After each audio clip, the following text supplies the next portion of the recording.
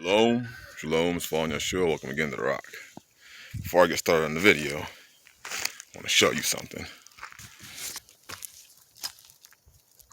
Say hi, Pop. Okay. Say shalom. Shalom. We are in our potato patch area. We're expanding it. And I got the boys out here. Well, almost all the boys. One's taking a nap.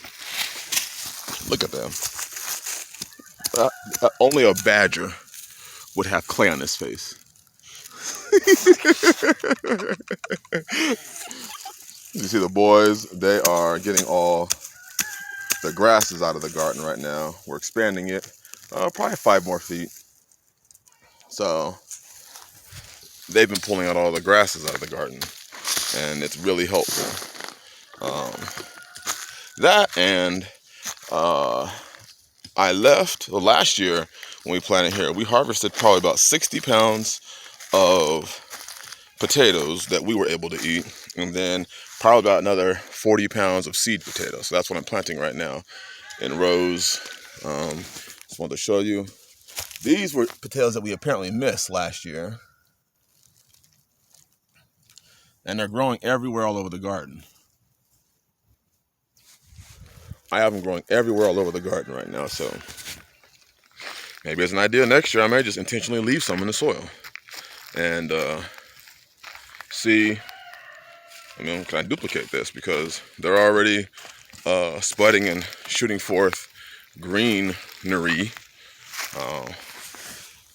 After I plant my potatoes, I throw, yes, a chicken bone is part of my compost.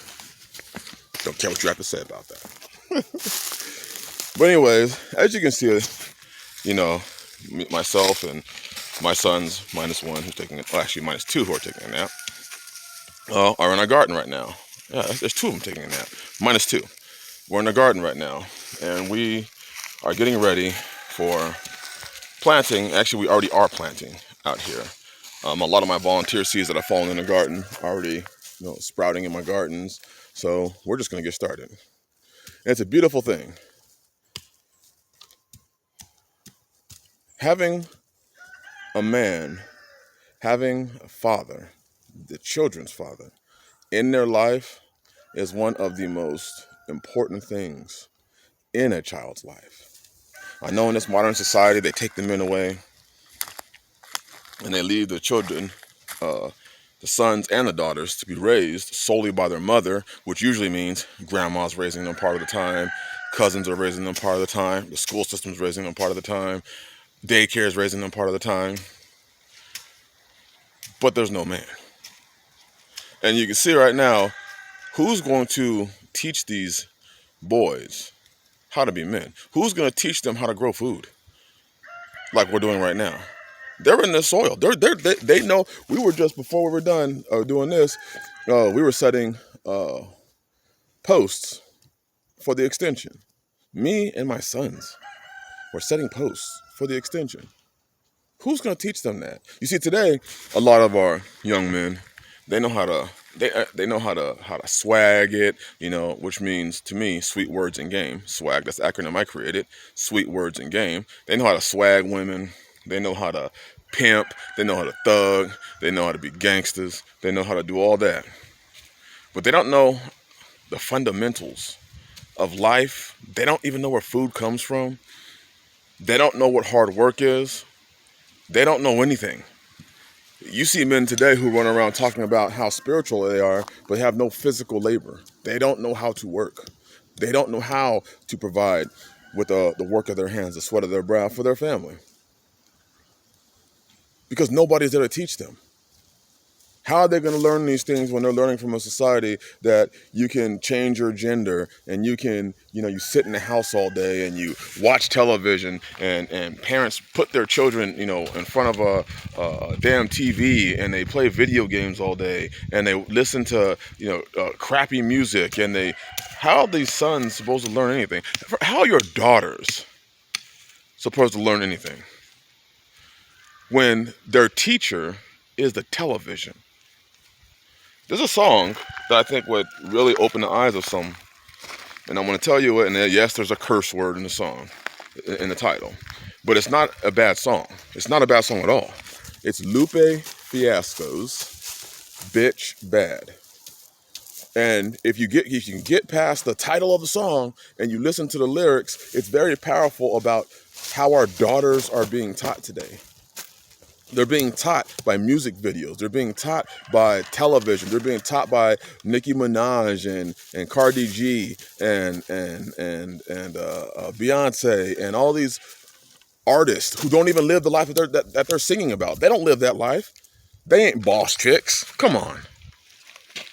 You trying to tell me that when you married to Jay-Z, you weren't being a boss chick, or you're all these women that are selling your daughters this crap? So who's going to raise the children? Who's going to raise the children? Who's going to raise the children, sisters, if you keep running around having children with Pookie and Ray Ray? Who's going to raise them? You're going to be forced to have to raise your son, or have to put your son in a bad position, to have to put your daughter in a bad position. The Bible says in, I believe it's Sirach 42, the father wakes up for the daughters early when no man knows, and the care for his daughters takes away his sleep.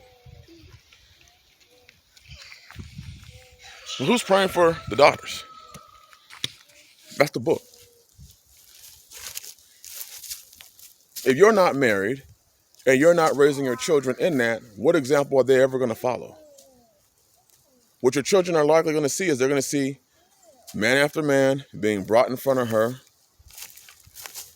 Son's going to see man after man being brought in front of him. And what do you think his perception of marriage is going to be? What do you think his perception of women is going to be when he sees his own mama done turn tricks? And I'm being for real. When mama's done been married 3, 4, 5 times, what's your son going to see? What's his impression of women going to be? How about your daughter? What is her worth going to be when you done brought in 3, 4, 5 men in front of her? Who's going to teach them? How are you going to read the Bible to them and tell them about all these great stories about women in the Bible when they turn around and look at you and be like, well, mama, why aren't you married? Where's your husband? Where's your Boaz, mama? Where's your David, mama? Where's your Abraham, mama? How are you going to teach them these things? You see, this is why it's important to come out of her. And not just the physical relocation of coming out of her. Because you can come out of her and still put your children in front of television. And you can make the physical relocation and still put your children in front of television, put your children in front of your Xbox and your PlayStation and your Nintendo and all this other crap that you got going. You can relocate out here and still live the same damn way you did on the reservation. Who's going to teach your children how to plant potatoes? How to be self-sufficient? We have an epidemic of obesity amongst children today. You want to know why? Because their teachers are television. They come home from school, they run a 15 damn minute mile at school. First of all, they shouldn't be, being raised. If you're in the faith, if you're in this faith, you shouldn't be raising, letting the school teachers raise your children anyways. They got 8 hours a day at school. See, and that's one of the problems because we have a situation today where there is no father in the home. Mama has to go and has to hit it. Mama has to go and hit it. So now the child's possibilities of ever coming out of her, of ever living this life, their chances of ever living this life are damn near nil. Because I don't know many single women, and I'm not saying there's not, but I don't know many. Pocky, cut it out. I don't know many single women that are moving, with their children out here to homestead, to teach their children these lessons, to teach them how to grow food, to teach them how to teach the sons how to be men, to teach their daughters how to cook and clean and be intelligent, be educated. What I mean by educated, I mean using their mind. How are your daughters going to learn how to use their mind? How are they going to learn to use that creativity when the only thing they know how to do, the only time they use their creativity is when they're sneaking out the window to go see their boyfriend? That's the only damn time they use their creativity. How are they going to learn these things if the parents aren't there? Yeah, get those weeds. Daddy, where we're gonna put the weeds at? We're gonna take the chickens. We're done. Can we get a bucket now? Yeah. Go ahead. Where are they gonna learn that? How are their children gonna learn how to raise meat, to raise food? You think that this society is gonna keep on rolling the way it is? See, you can prepare and store all the food you want to in your apartment, but at the end of the day, when that food runs out, what's your child gonna do? What's your child gonna eat? What lessons are they learning? If they make it through this situation without starving half to death, what lessons are they gonna learn from this? We're not teaching our children anything. Our children don't have any skills today, except how to push square and triangle and X and O. And then whatever the buttons on the Xbox, the yellow, the red, the green, and the blue. That's all they know how to do. And especially for those of us in this faith, how are we raising our children like this? Our children know the newest dance moves, but don't know a damn thing about where their food comes from. Our children knew the newest dance moves, and that's the extent of their physical activity. Our sons and daughters our sons are trying to figure out if they want to be a girl, and our daughters are learning the ways of men. So much so that, hey, they may not be a tranny, but you know what they are doing? They are changing their whole personality. They are putting on what pertains to a man. That includes his attitude. That includes his outlook on life. That includes she's got to have the vision. That includes her sexuality. Everything about her is manly. Because nobody's out there to teach these children nothing.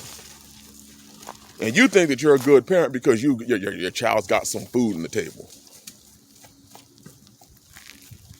But they're going to learn to be a damn heathen, a damn pagan, wicked as hell, like the rest of the world. But they're going to think that when they grow up, that they're a good parent because they put food on the table. And that's it. We better do better with our children. We better do better with ourselves. Because, see, it's us who are making the bad decisions that are putting our children way behind. Way behind. So they're learning at 25 years old what it is, and our sons are learning at 25 years old what it is and how it is that they're supposed to be as a man towards their wife at 25. And they've had no example.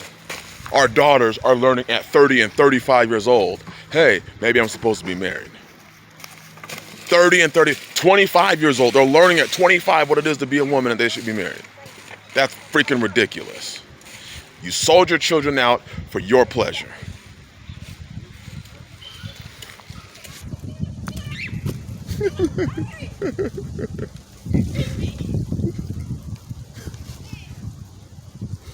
My daughter's over there playing. You ready to get it together?